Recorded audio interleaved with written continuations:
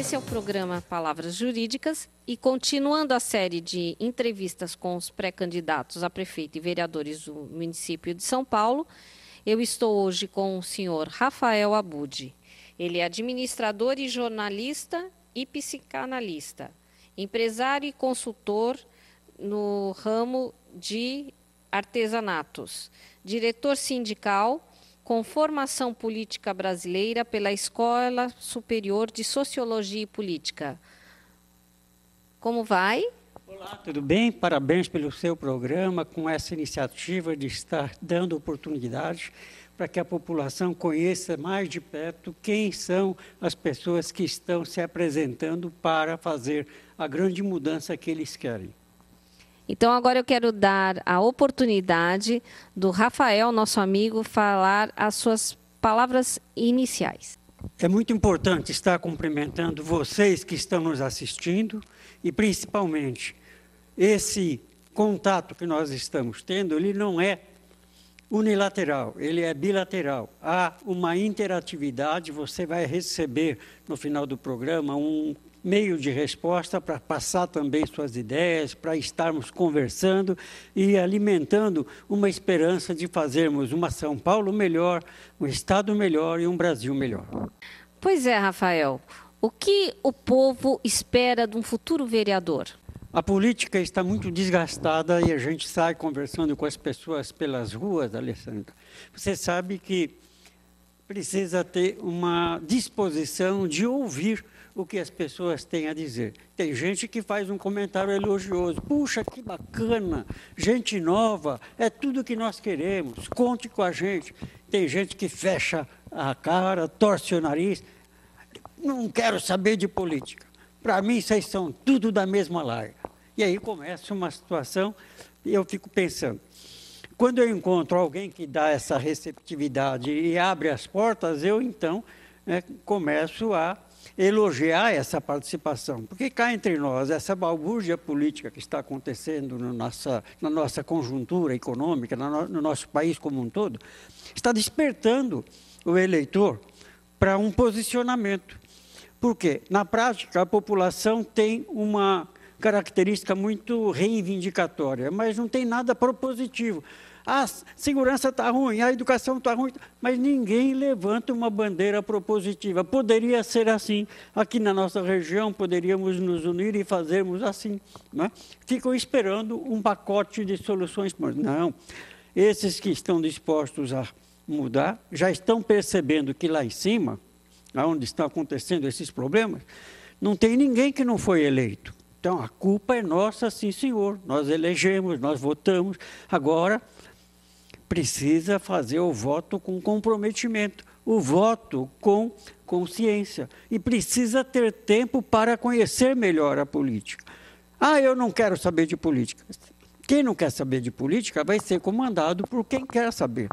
Isso é muito importante. Então, a gente está conseguindo nos diálogos, corpo a corpo, com as pessoas, principalmente que nós estamos levando uma bandeira nova do partido que a gente está, onde a gente está militando, que é o PSDC, Partido Social Democrata Cristão, um partido imune, com uma história muito bonita da Constituinte, dos direitos trabalhistas, dos direitos do consumidor, de tudo que faz a nação estar a serviço do cidadão.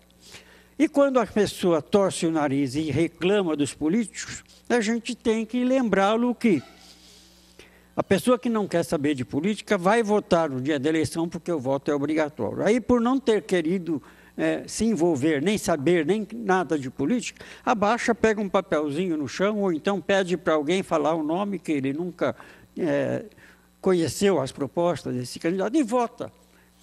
E, de repente, esse candidato, que eu chamo de qualquer um, né, vota em qualquer um e, de repente, qualquer um ganha com um número absurdo de votos.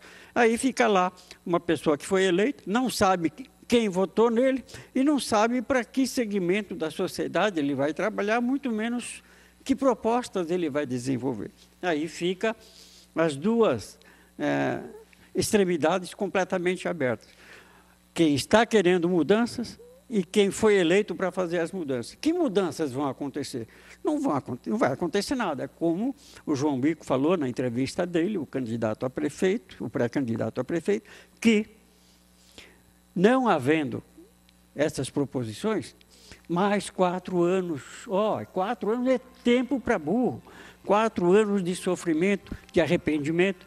E aí vai chegando a época, nós temos que sair da toca. E eu estou levantando essa bandeira.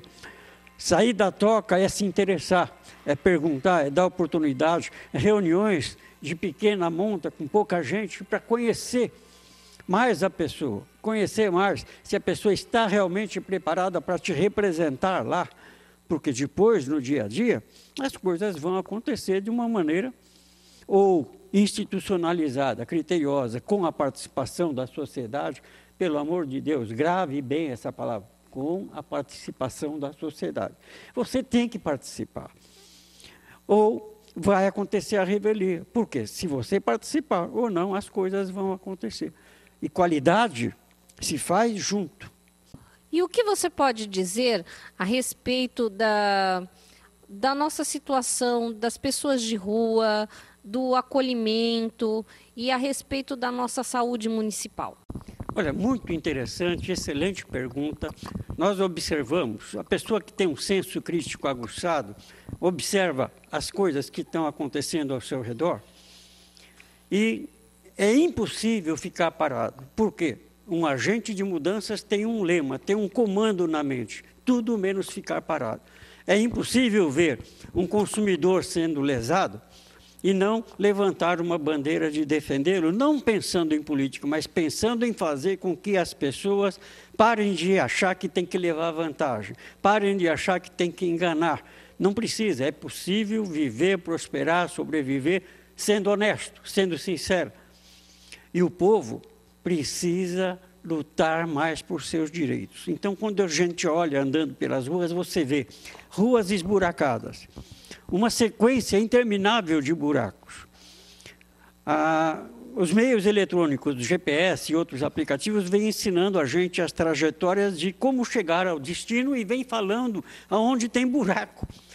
Eu vim com o João Bico, que é o nosso pré-candidato a prefeito, e ele, com o aplicativo ligado, falando para nós, cuidado, tem um buraco logo adiante. Depois tem outro, depois tem outro. Então, nós estamos em São Paulo ou em Buracópolis, não é? Aí existe um esforço muito grande. A população poderia ser mais incisiva, mais cobradora, mais exigente. Por quê? As ruas e as calçadas estão a nosso serviço, são para nosso uso. E se elas não estiverem em condição de passar uma cadeira de rodas, um carrinho de bebê, o caminhar de um idoso ou de uma pessoa com dificuldade de locomoção, que precisa ter o chão bem plano, que precisa ter acessibilidade. Gente, presta bem atenção, um pequeno degrau ou um pequeno desnível é suficiente para uma pessoa sofrer uma queda, fraturar o quadril e nunca mais andar na vida. Isso é falta de responsabilidade. Por quê? As pessoas que estão mandando fazer as obras não pensam em quem vai usar, pensam em fazer o projeto, contratar quem vai fazer e muitas vezes não acompanha como deveria a execução do projeto. Se eu vou fazer uma roupa sob medida para uma pessoa, é imprescindível que essa pessoa venha tirar as medidas. É imprescindível que essas pessoas, antes de pegar o modelo pronto, olha, que nem você com esse tailleur maravilhoso, evidentemente precisa fazer a prova. E na prova, bem, um pequeno ajuste aqui, um teste de imagem ali. Olha, eu não gostei muito desse friso, ou então essa caída, e vai fazendo o ajuste. A cidade deveria ser assim para o cidadão. O cidadão não pratica a cidadania. E o que é cidadania? É fazer a diferença no lugar onde a gente vive, mas fazer a diferença para melhor. Eu, quando estou circulando nas ruas e vejo uma infinidade de placas de trânsito entortadas, às vezes até ao chão, porque é um grupo de jovens voltando da balada para fazer bonitinho um para o outro, aquele grupo vem e enverga aquele ferro e a placa fica deitada no chão. Mas muitas Aí não tem sinalização. O motorista passa, não vê a sinalização e acaba provocando um acidente. Isso é cidadania? É fazer a diferença, mas é para pior. O pai e a mãe lá em casa pensando que o filho é bonzinho, que eles têm amigos, mas são todos bonzinhos, não é? Então, a colocação de câmeras para mostrar quem são os bonzinhos e quem não são, ajudaria a identificar comportamento. A educação, ensinando na escola como fazer com o bem público, vocês se lembram muito bem o que acontecia com os orelhões. A depredação em orelhões era campeã. Para que depredar o bem público? Para que dar o desconforto para causar acidente ou para causar impedimento para outras pessoas? Isso daí não é a cidadania. Então, a gente vê o morador de rua, em avenidas bastante movimentadas, às vezes deitado com o corpo na calçada e o pé no asfalto, atravessado, e os carros passando alguns centímetros em alta velocidade. Por um descuido qualquer, passa-se em cima das pernas da pessoa, ou então arrasta-se o corpo da pessoa. Ora, não há que se ter preconceito por causa dos moradores de rua, ou contra os moradores de rua. Pelo contrário, há que se ter um sentimento de como eu posso fazer para fazer a diferença na vida dessas pessoas. Eu fui receber um empresário que veio de outro estado, num hotel aqui na região central de São Paulo.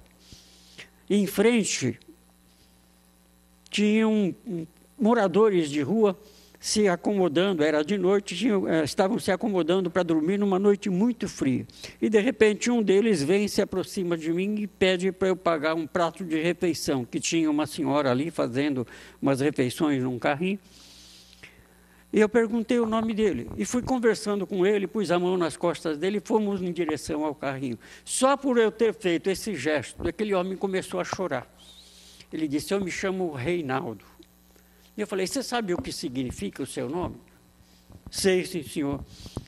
Mas eu não sou aquele que vai ficar a vida inteira na rua. Eu estou passando um problema assim, assim, assim, mas eu vou sair logo. Mas você vai sair mesmo, porque o senhor tem rei no nome, e rei não é para ficar nessa condição.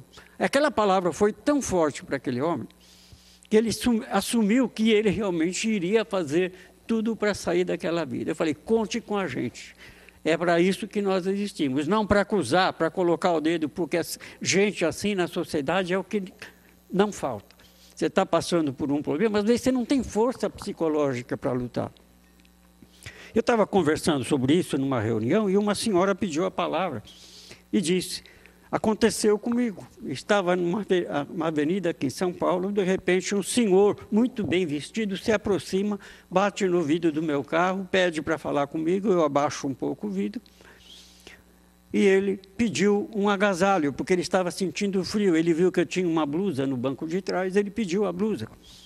Aí eu ofereci a blusa, mas eu falei, mas o senhor não tem cara de gente que pede nada na rua, não tem cara de morador de rua, o que é que está acontecendo com você? Aí ele falou assim, olha, e pôs a mão no bolso, tirou a carteirinha da formação profissional dele. Um engenheiro, está aqui minha carteirinha do CREA. Eu sofri um acidente com o meu carro, morreu a minha mulher e a minha filha, e eu perdi tudo que eu tinha na vida. Eu nunca mais voltei para minha casa. Da minha dor, sei eu. Pode até ser que ele esteja assistindo o nosso programa, ou a mulher que deu esse testemunho. Como fazer para acolher uma pessoa que está com um abalo sísmico emocional desse tamanho e reintegrá-lo, ele com ele mesmo, ele com Deus, ele com a sociedade, e voltar para a casa dele? Porque tantas outras pessoas estão vivendo dramas, às vezes muito piores, e precisam de uma ajuda. E quando você acolhe com amor, quando você começa a parar de acusar e falar, vamos ver o que é preciso fazer. Não dá para fazer soluções dentro de um gabinete trancado com ar-condicionado ou na tela de um computador. Isso é matemática, isso é sistema. Você tem que ir lá e ver o que está acontecendo em cada um dos pontos. E o que é preciso fazer para melhorar. Aí que entra a função de um vereador atuante, que corre campo, é que nem juiz que corre campo no futebol, ele vê tudo de perto. Isso é que está faltando. Pois é, o amor tem que ultrapassar as portas da nossa casa, para fora, não é? E quanto à saúde, o que você tem a dizer? Quais as propostas? Eu sou um crítico, um observador, e quando eu vejo que faltam médicos, faltam recursos, faltam aparelhagens, a primeira consulta só daqui a 6 meses, não há sistema de saúde, está zerado, está negativo, né? É a mesma coisa, você está devendo no banco, cheque especial, cartão de crédito, né? Não há saldo, há dívida. A dívida que existe, o passivo que existe na saúde é histórico. Então, se não há saúde, nós estamos falando não da saúde, mas da doença.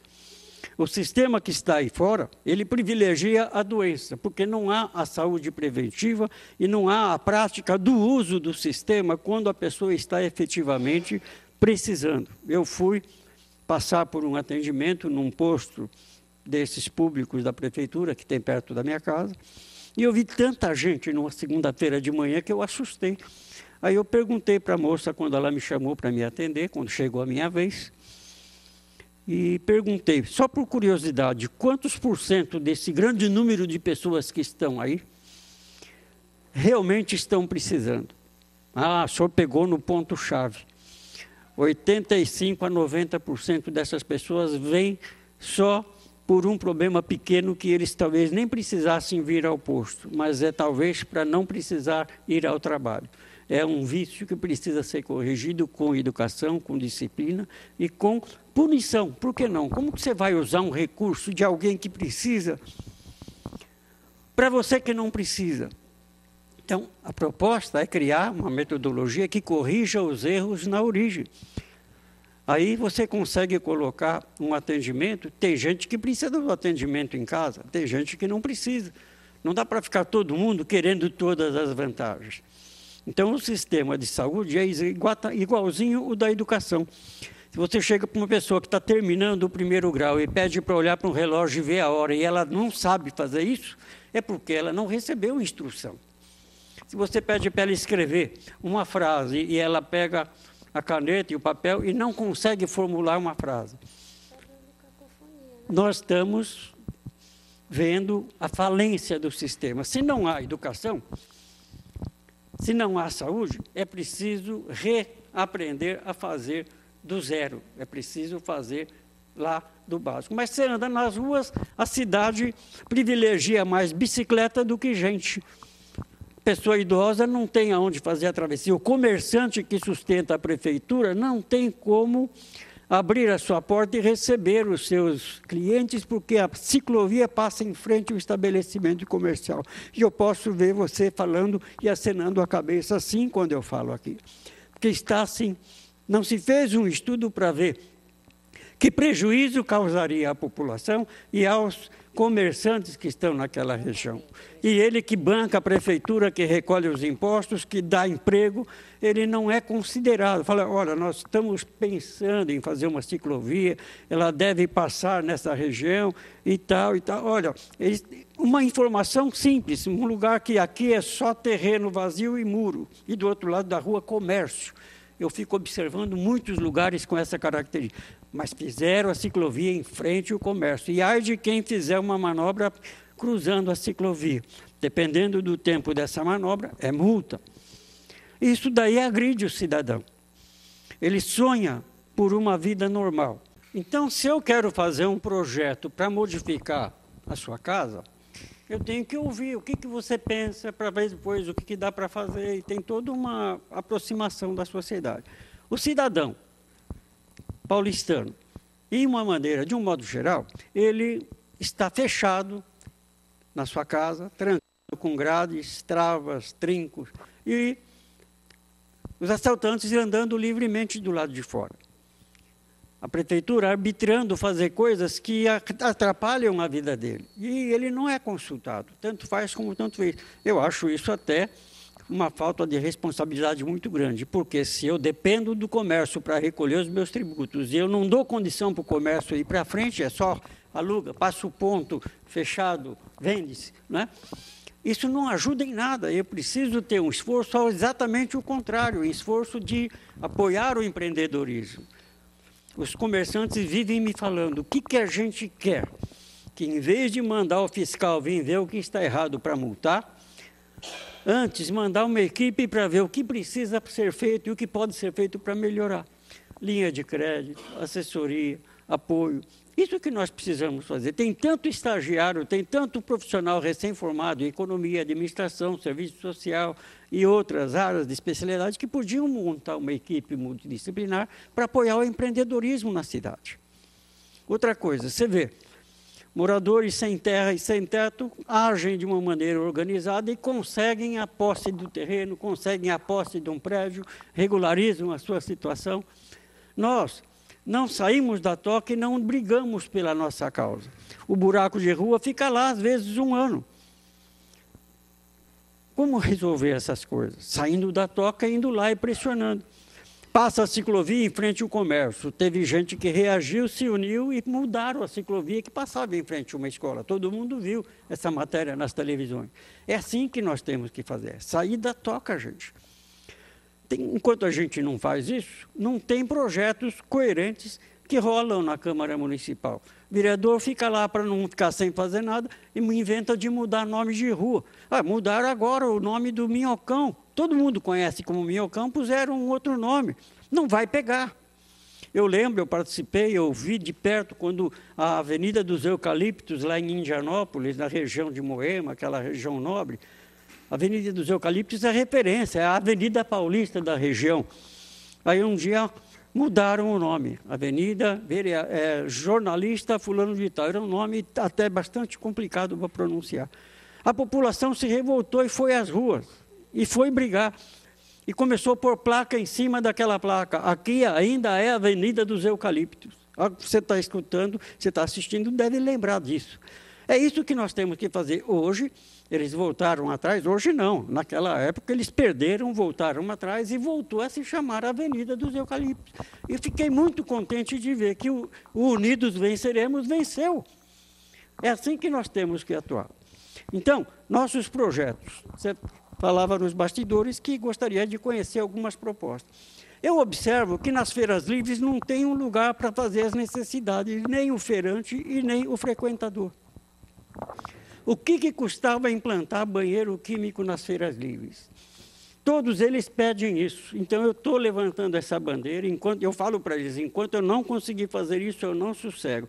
O frequentador da feira tem que ser privilegiado, o feirante tem que ser privilegiado, ele paga para estar lá. Ora, como se fazer as necessidades fosse um luxo. Tem cabimento pagar para estar expondo os seus produtos ali e ter que ficar incomodando os vizinhos? Não tem. Qualquer show que tem na cidade tem 10, 20 banheiros químicos. Então, o ser humano precisa ser respeitado. E as pessoas que vão hoje nas feiras são mais pessoas idosas, que tomam remédio de pressão, que têm diabetes, etc., e precisam, na hora que sentem a vontade de fazer suas necessidades, precisam ter um acesso. É simples. Faz com parceria público-privada que o dinheiro aparece. Então, projetos dessa natureza incomodam pessoas como eu, que quer ver a cidade melhor, quer ver as pessoas mais felizes, e o direito do cidadão está indo de encontro a ele. Exatamente hoje, você está aí, você vai concordar comigo. A prefeitura sabe quantas pessoas estão completando 60 anos, quantos homens e quantas mulheres, e qual o endereço de cada um deles. Pelo CPF, na hora descobre. Muito bem. O que custava ela levar na casa dessa pessoa as coisas que ele tem direito aos 60 anos? A saber, bilhete único do idoso, o passe livre do metropolitano para as cidades da Grande São Paulo, verificar se ele já está aposentado ou se ele precisa de informações para se aposentar, verificar se ele precisa de remédio em casa. Para que deixar ele sair atrás e bater de porta em porta? E muitos não estão usufruindo desse direito porque não sabem que tem esse direito. Nós precisamos criar um esforço da prefeitura para o bem-estar dos idosos. Nós estamos nos tornando um país e uma cidade de idosos. Há que se levantar esses projetos em consonância com as entidades, as ONGs, etc. Voltando à questão do gancho para as pessoas que estão precisando de ajuda os dependentes químicos, os moradores de rua, as pessoas que estão desorientadas na sociedade. Quem faz um trabalho muito grande e precisa de reconhecimento para evitar que as pessoas tenham recaídas ou tenham problemas sociais e psicológicos são as igrejas. Igrejas, principalmente igrejas pequenas de bairro, que têm pessoas que estão fazendo um trabalho assistencial. Quando uma pessoa dessa é acolhida, ela muda. Quando ela muda para melhor, ela sai do vício, ela sai da rua, ela sai da bandidagem. Ela precisa de estar sendo privilegiada. Uma igreja, uma instituição organizada que faz um trabalho que dá resultado, é uma parceira incrível da prefeitura. Então, precisa não fazer sozinha e se virar sozinha. Chamar para conversar, criar um procedimento sadio de vinculação e sustentação, que muitas dessas instituições não têm nem como pagar o aluguel. Ou seja, o que é bom não prospera, o que é mal está liberado, liberou geral. Nós queremos fazer a diferença para a vida ficar melhor, para o ser humano viver melhor e mais feliz na cidade. É para isso que nós estamos postulando a um cargo na Câmara Municipal e contamos com o seu apoio. Nosso WhatsApp, se você quiser me cadastrar e falar comigo, é 95802-5350, prefixo 11. Rafael Abud, homem de atitude. Muito obrigado. Nós agradecemos a participação do Rafael Abud, nosso amigo, e esperamos contar com a sua presença sempre. Agradecemos. Até lá. Muito obrigado, Alexandra, pela sua ousadia de fazer um programa com essa envergadura e, principalmente, incitando o telespectador a sair da toca junto com a gente. Isso vai fazer a diferença. É isso que nós precisamos fazer. Muito obrigado pelo carinho da sua audiência e contem conosco para fazer todas as melhorias que a cidade precisar. E eu vou ser um profissional a seu favor. Eu meto o pé na porta, entro e falo, está ruim, vocês falaram o que ia fazer e não fizeram. E tem gente que corre atrás da gente porque sabe que homem de atitude faz. Terminando este programa de hoje, eu quero agradecer a todos e quero pedir que vocês acessem tvtudoonline.com.br, programa Palavras Jurídicas. Até o próximo encontro.